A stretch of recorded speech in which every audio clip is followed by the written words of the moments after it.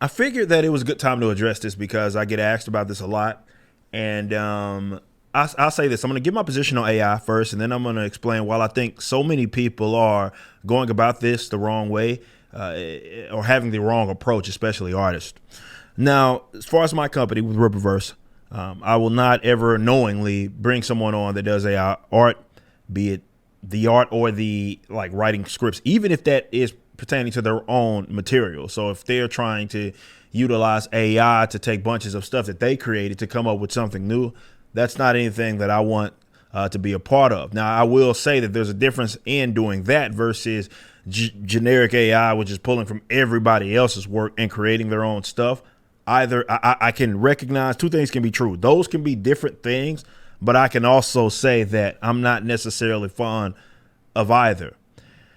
But why I say that I think artists are going about this the wrong way, because this is a big powwow, because it's starting to impact, or people are seeing the inevitable that it is going to impact impact their industries, entertainment industries in general. Okay. And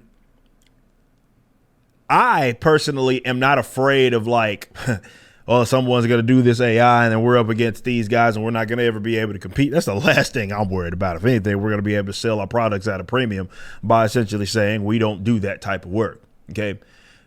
With that being said, the reason why I think artists are approaching this wrong is because you see people they talk so much about the art part of it, which is valid, make no mistake. But they, like many other things, look at it from only the artist's perspective. So you're convincing the wrong people or attempting to convince the wrong people. You can't look at it from the perspective of another artist. You have to look at it from the perspective of the people that are willing participants, customers of whatever it is genre that you're in or industry that you're in.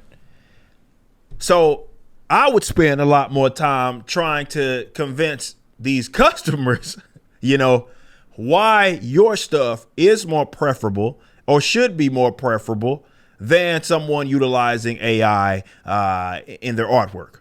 Okay. Because that's ultimately going to be the same. You can sit there and yell till you're blue in the face, but if the customers are saying, well, this is something that they're willing to get behind over yours, you have a whole different issue here. Okay, so put that energy towards convincing folks. Yeah, I mean, I'm not saying don't talk about it, right? But don't think that this issue, which is going to be becoming one, is going to be something that is going to be resolved just because you are high and mighty and you're going to say, well, you're a true artist and the true essence of everything that an artist is supposed to be about. That's not going to be good enough, because at the end of the day, it's not other artists that you have to convince that you're the upper echelon. It's going to be the customers, right? That's where I think people should be dedicating far more time. But it's like that, and this is where they get it wrong. So if it does be their undoing for a lot of these people, it'll be because, again, they approached it wrong. But to be fair, a lot of them do it with like the comic book industry at large anyway. There's all these supposed rules that they think they're supposed to, people are supposed to abide by. And it's often stuff that customers don't care about for the most part. It's, well, these are rules, be it that have gone on for decades at a time, okay, or that people have played by for decades at a time. I get it, right? But that doesn't mean that there's actual demand for that, man. This is why I said y'all need to stop trying to convince your peers, because your peers aren't your customers. Okay. And that may hurt the ego of some peers. And when I say that, I know I get backlash sometimes when I'm like, ultimately, if I have to decide between the customers and my peers, I don't give a shit about my peers. Right. Like in comparison to the customers, if the customers say they like one thing and the peers say that it's the worst thing in the world, it fucking doesn't matter. And I know that a lot of it is status quo.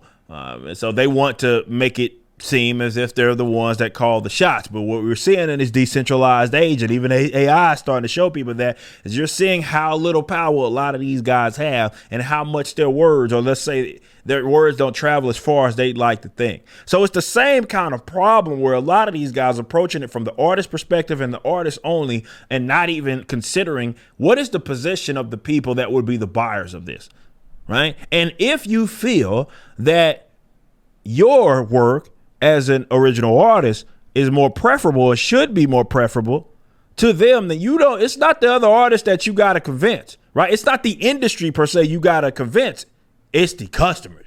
And if they feel that it is going to be the case, well, you're going to win every time. But if not, well, you have another thing coming, and you can't beat them. You could not beat the customers. You could call them stupid all you want.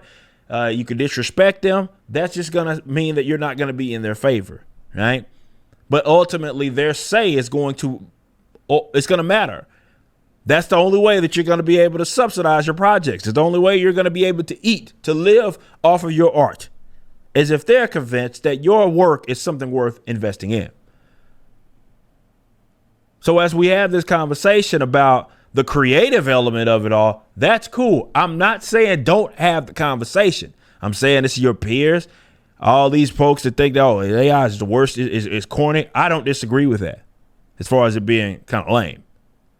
But I also understand y'all ain't who we can sit up here as artists and as creatives think it's the wackest thing in the world. But if there is a bunch of customers who are like, well, they're okay with that, well, those are the people that you got to convince. It ain't us. So focus your efforts on convincing those that matter, no matter what backlash you get from your peers. It's been my position really on art and entertainment in general.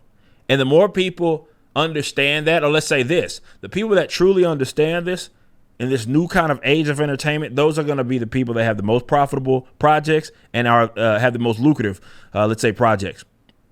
It's going to be those that understand that.